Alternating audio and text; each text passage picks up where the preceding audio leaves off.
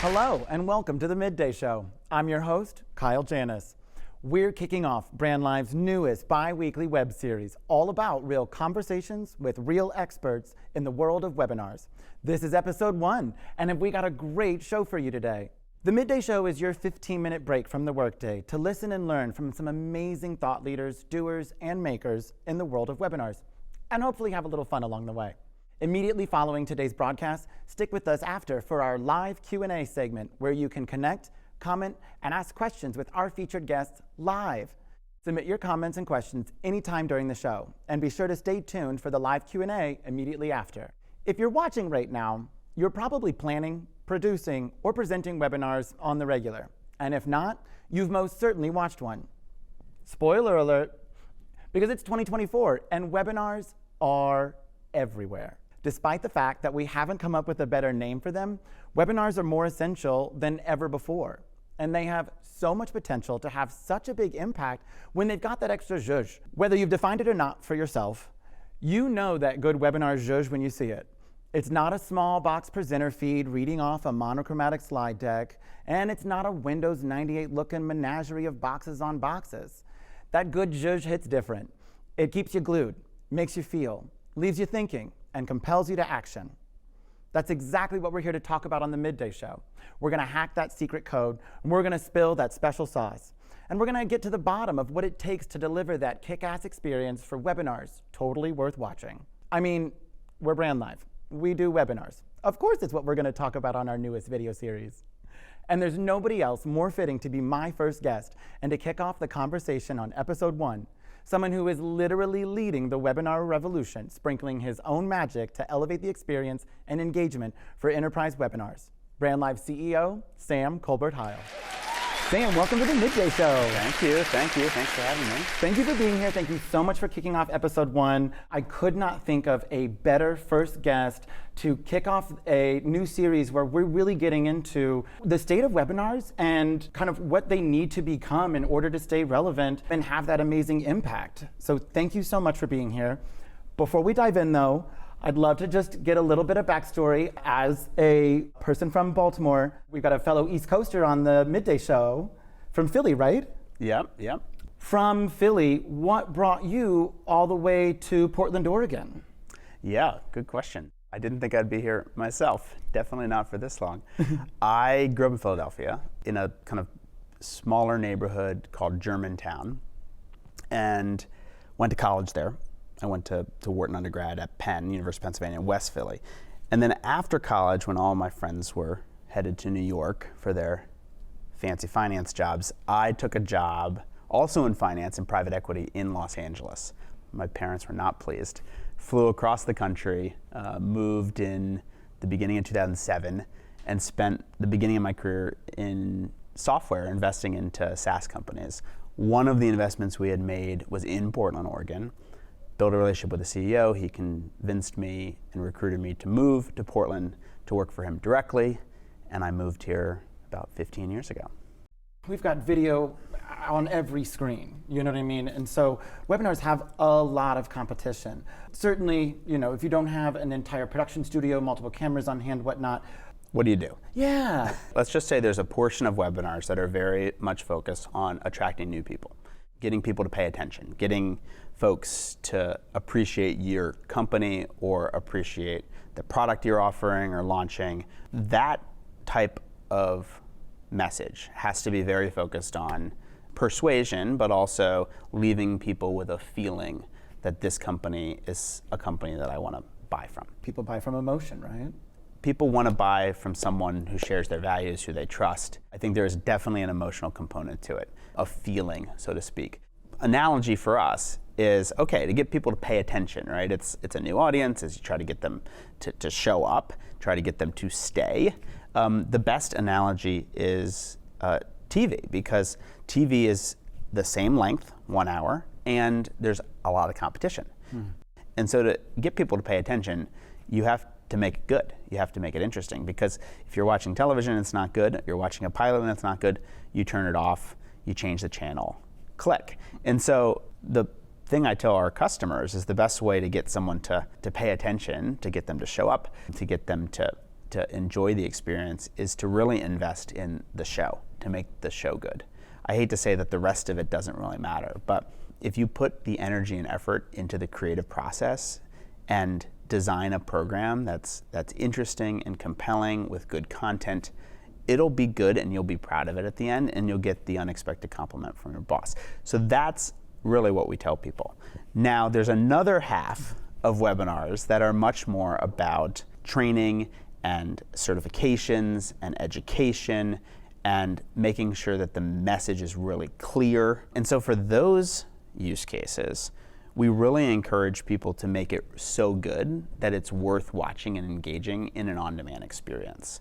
And so together, we basically come to the same place, which is in order to get people to pay attention, in order for them to feel good about what they've done, whether it's a marketer trying to attract someone to buy the product, or whether it's an accountant trying to get educated so they get their CPE credits.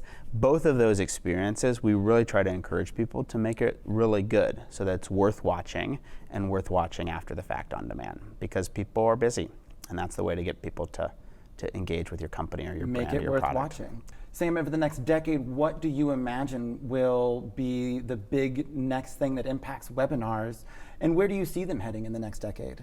I definitely think we're going to continue to lean aggressively into the things that we see in our personal lives. And so the quality of video is definitely going to increase. The amount of creativity is going to increase. Let me just kind of give you this example. I think about 85% of all content being consumed today in the world is video. And so it's just hard for me to imagine that these webinar experiences won't take advantage of those trends. There's a generation of Americans who are creating video content on TikTok and Instagram. We're consuming more video than ever before across all of these streaming platforms. YouTuber, the concept, is a thing. And so I just feel like the medium is going to have to advance aggressively to incorporate the things that we see in those videos outside of work. And so what can someone do? What are practical ways for them to do this? Having the show be a mix of live and pre-recorded content, having an intro video, a walk-up card introducing the guests that's very similar to what you'd see on HBO or the beginning of a TV show, having really interesting transitions, having the lower thirds match the vibe of the show or the theme, having the music match the vibe of the show or the theme, are all like really simple ways to elevate these experiences so they're not just a bunch of boring slides. The other reality is, as AI advances, I think you'll see a lot of our customers lean into much more personalization around how they promote webinars and how they handle all of the extracurriculars around the video experience, all of the polls, all of the surveys, the quizzes. The Q&A experience will be much more personalized, much more targeted. I think the AI that's being kind of introduced will help us immensely as creators. And I'll just give you a bunch of examples. When you have to go write the description that summarizes the show, obviously there are kind of text-based prompts and other things that can help make us more creative. We do believe strongly that we'll start to shift aggressively away from boring slides to eventually more interesting slides. Less is more script-oriented producers and creatives. And so a lot of executives at the biggest companies in the world that we deal with are starting with a script and then building their slides or supporting visuals afterwards. And so I think you'll see a lot of folks lean into some of the AI tools around writing, creative writings, scripting. I think those tools will be really valuable for folks. And then all of the kind of post-show marketing is going to see huge enhancements, everything from the transcript to the summaries, highlight reels and snippets. I think we're going to see a lot of improvement there. But I think generally speaking, in order to get people to pay attention, it has to be good. And so you're not going to outsource that.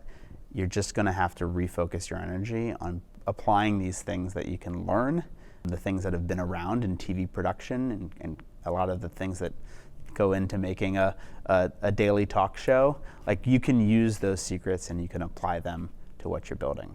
I love it. That's the sauce is simple. To make webinars good, just make it something worth watching. Sam, thank you so much for kicking off the Midday Show. Thank you for sharing your insight and some of your story. Before we let you go and get back to the workday, we are asking all of our guests to take the hot seat. 5 rapid fire questions. Are you down? Okay, sure. All right, here we go. Question number 1. You're from Philly. Can definitively, once and for all, what is the correct way to make a Philly cheesesteak sandwich? First off, it's a cheesesteak. We don't add the sandwich. So yeah, I mean, obviously there's going to be a proper roll, and that would be generally with Amoroso bread. I'm whiz wit kind of guy, so that's it's steak chopped up with cheese whiz and onions. So it's wit is W-I-T for with onions, but they drop the onions. So cheese whiz plus onions, whiz wit. So all right, so it's just a cheesesteak whiz wit.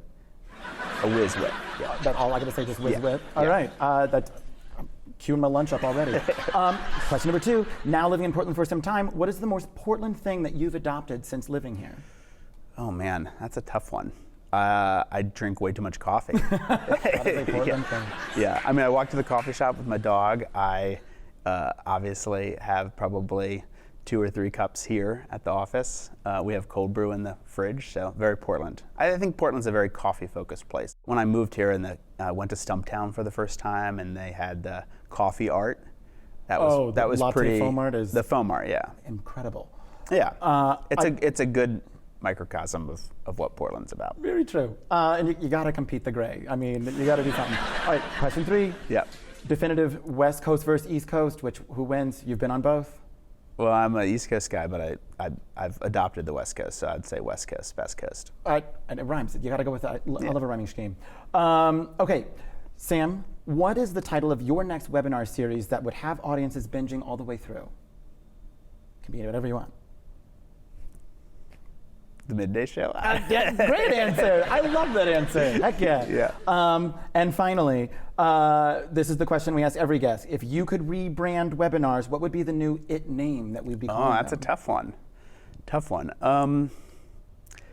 Like I said earlier, I've kind of come to adopt the webinar because everyone knows what it is. But I would say that over time, we really shouldn't have a name for this thing. It should be video-centric experiences that are really good. So, I don't know. I love it. So I'm hearing points for the webinar, but eventually it just becomes this is a Video show? communicate. Yeah, a show. It's just a show. Just I a love show. it. Well, this has been a great show. Yeah. Thank you so much for kicking off episode 1 of the Midday Show. Folks, stick around. Right after this, Sam and I will be live answering your questions in the Q&A coming up next. For now, thank you, Sam, and thanks for watching, everyone.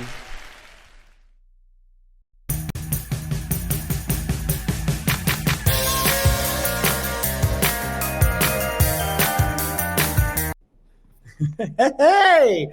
Sam, first episode in the bag. That is a wrap. Thank you again so much for joining us and kicking off the newest web series by Brandlive, The Midday Show. I hope you enjoyed it as much as I did.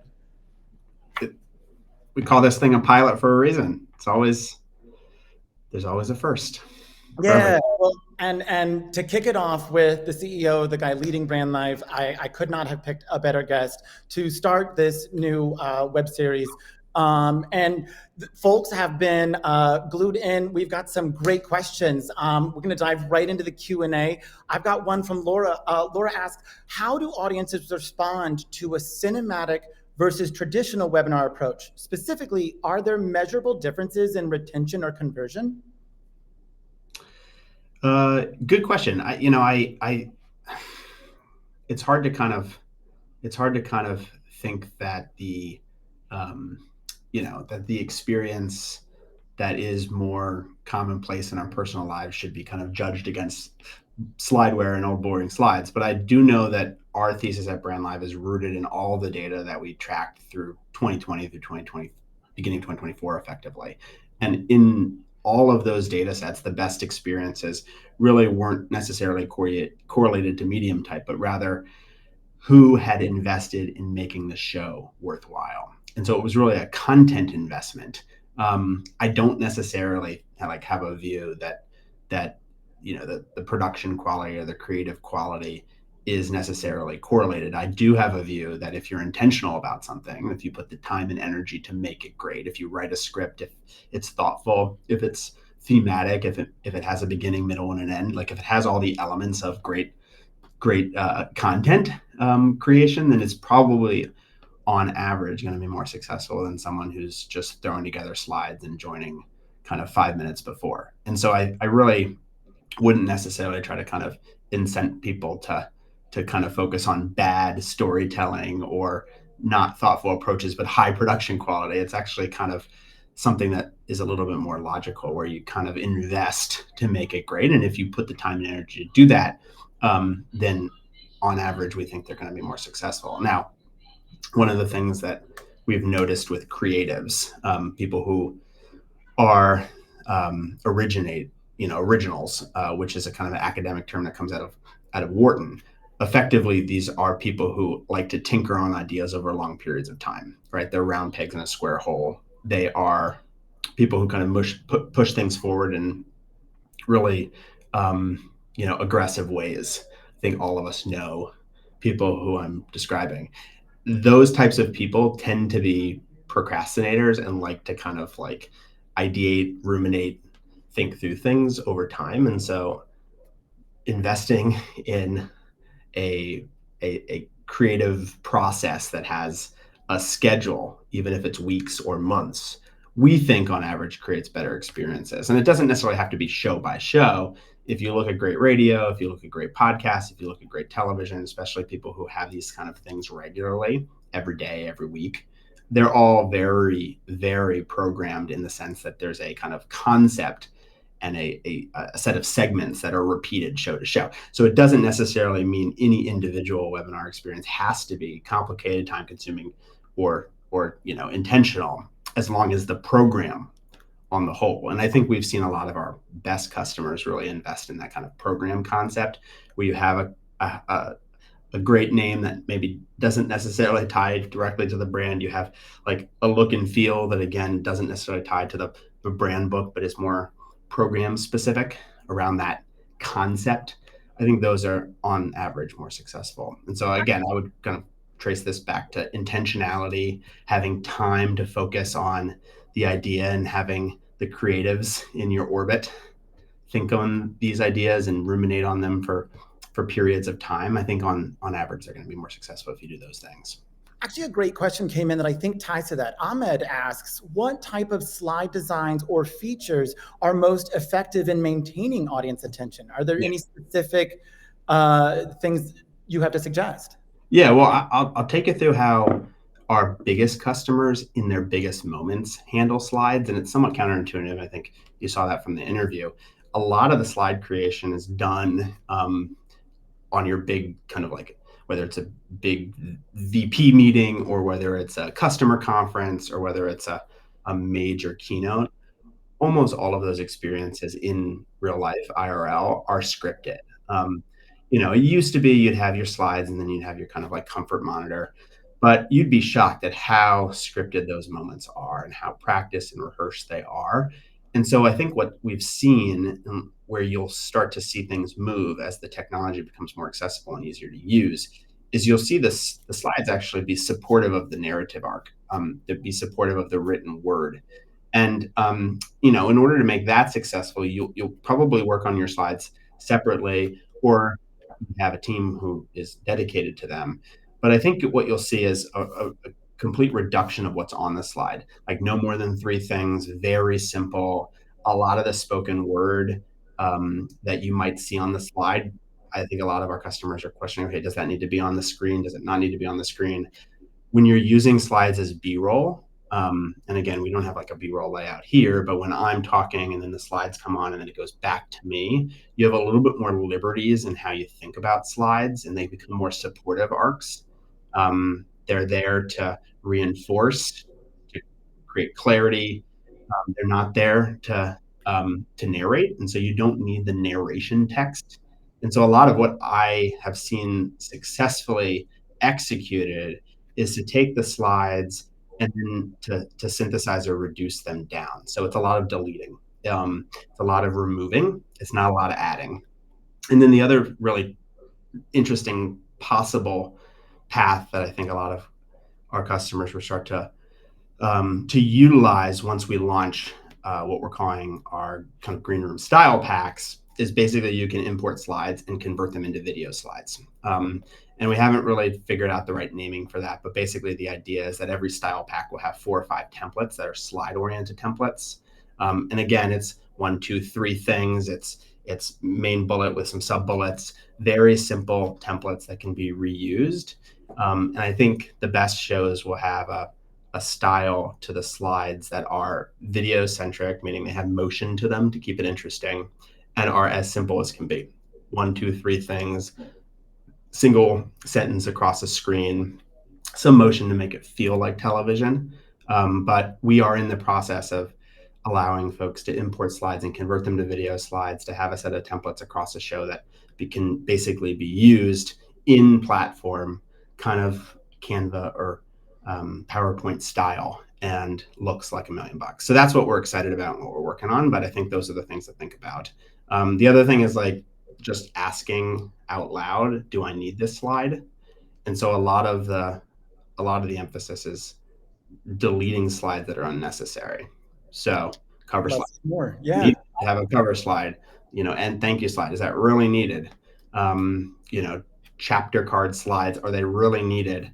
How do we think about slides as more kind of supportive narrative elements that work in concert with me on the screen, full screen slides, me on the screen? And during the pandemic, people really, and obviously the webinar is a mid-90s phenomenon. A lot of the kind of slides in a little head, we are not necessarily seeing on podcasts or on pre-recorded video or on television. And so we think long-term that'll kind of go away in favor of full screen SAM, slides, full screen SAM, and a kind of back and forth method. And if we're doing this well, then the slides support the spoken word.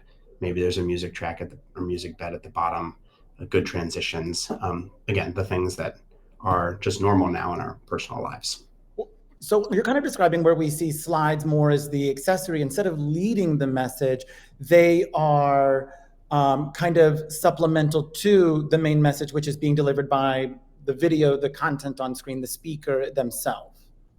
Well, again, you have to be able to read the slides. And so, bigger text, less text, making the slides support what I'm saying is critical as we lean into more scripted experiences, more mixes of live and pre-recorded content.